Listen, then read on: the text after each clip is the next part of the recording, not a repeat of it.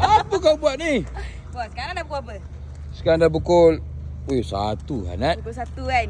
Mesti bos tanya kenapa saya buat sini kan? Benda hari ni Elok tadi E86 dah ambil gambar, Evo dah ambil gambar. Yang kau sibuk-sibuk nak ambil gambar kenapa? masalahnya fotografer yang apa tu request nak Honda EZ pun ada juga.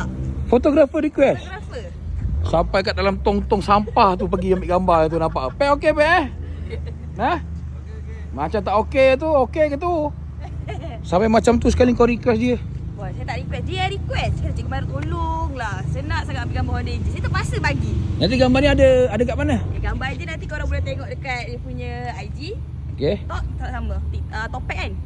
Topek. Nanti aku tag kat bawah, korang terus tengok. Kau nak tengok hasil-hasil EZ yang cantik ni, korang boleh tengok kat Topek. Sebab kalau macam ni pun dah cantik, apatah lagi orang ambil gambar, betul tak? Kita lagi owner Owner nak ambil gambar saya. Owner. Owner tak payah. Semak